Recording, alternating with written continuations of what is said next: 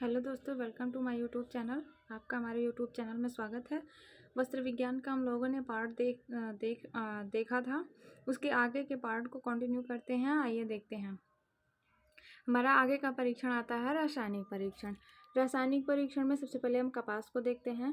कपास में अम्ल का प्रभाव पड़ता है। कपास पे अम्ल का प्रभाव पड़ता है और अम्ल के प्रभाव से रेशे घुल जाते हैं। क्षार का प्रभाव नहीं पड़ता, ये प्रभावित नहीं होते क्षार के प्रभाव से। उसके बाद आता है लिनन पर भी अम्ल का प्रभाव पड़ता है और रंग इसके हल्के हो जाते हैं। अम्ल के प्रभाव से लिनन के जो रेशे होते हैं उनके रंग जो है वो हल्के हो जाते हैं और ये रेशे अम्ल में धीरे धीरे घुलते हैं और ये क्षार से प्रभावित नहीं होता। उसके बाद रेशम को देखते हैं। रेशम पर अम्ल का प्रभाव नहीं पड़ता है। सांद्र अम्ल मतलब गाढ़ा अम्ल जो होता है उसमें उनका प्रभाव रेशम के रेशों पर पड़ता है। उसमें जो है ये रेशम के रेशे शीघ्रता से घुल जाते हैं, जबकि तनु अम्ल में नहीं घुलते। मतलब हल्का अम्ल जो होगा उसमें नहीं घुलेंगे और गाढ़े अम्ल में घुल जाते हैं। और इस पर क्षार का प्रभाव पड़ता है। मतलब अम्ल का प्रभाव नहीं पड़ता है रेशम पे, लेकिन अगर अम्ल गाढ़ा होगा तो उसमें रेशे घुल जाएंगे। और अगर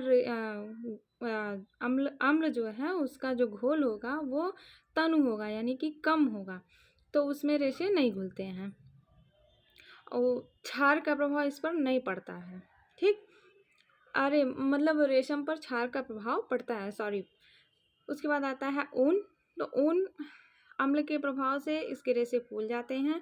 तनु अम्ल का इस पर कोई प्रभाव नहीं पड़ता और क्षार का हानिकारक प्रभाव पड़ता है। मतलब ये अम्ल और क्षार दोनों से प्रभावित होता है। उसके बाद आइए उसके आगे का देखते हैं। मतलब यहाँ तक हम लोगों ने परीक्षण अपना कंटिन्यू पूरा कर लिया है। उसके आगे हम लोग देखते हैं कि पहले रेशा बना, फिर रेशे से धागा बना, फिर धागे से कपड़ा बना और फिर पहनने योग्य कपड़ा बना। जब इस पर परिसज्जा पूरी हो जाती है तब ये पहनने लायक वस्त्र होता है। नहीं तो जो करघे से वस्त्र उतारा जाता है उसको हम ग्रे गुड्स बोलते हैं। कई बार ये क्वेश्चन पूछा गया है कि करघे पर से कपड़े को उतारे हुए कपड़े को क्या कहते हैं। करघे पर से बने कपड़े को करघे से उतारे गए कपड़े को क्या कहते हैं, तो इसको ग्रे गुड्स कहते हैं। ठीक, उसके बाद आता है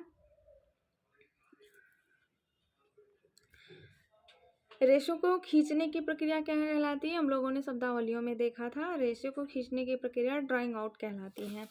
ठीक, उसके बाद हम लोग देखते हैं धागा निर्माण का सबसे पहला यंत्र तकली था। पहले जो धागा निर्माण किया जाता था वो पहला यंत्र तकली था। स्पिंडल ये भी हाथ से चलाने वाला यंत्र है। मतलब तकली पहले था, उसके बाद स्पिंडल भी था। उसके बाद आता है मतलब आगे देखते हैं वस्त्र बनाने वाली मशीन।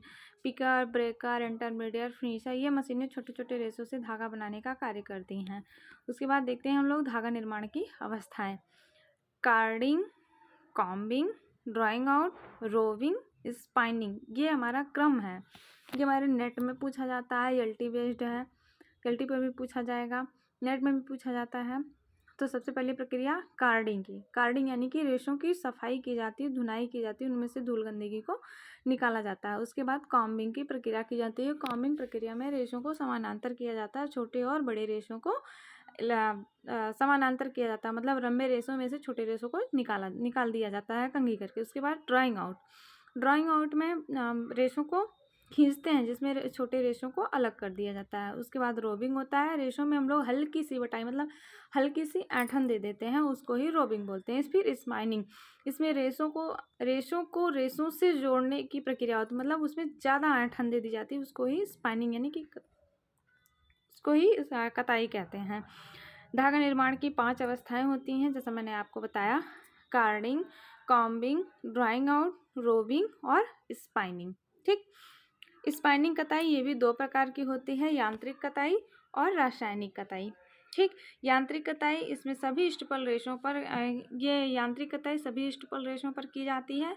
ये भी 2 प्रकार की होती है, परंपरागत विधि और सामान्य यांत्रिक विधि।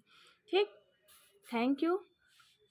मेरे यूट्यूब चैनल को आप लोग सब्सक्राइब करिएगा और शेयर करिएगा, लाइक करिएगा।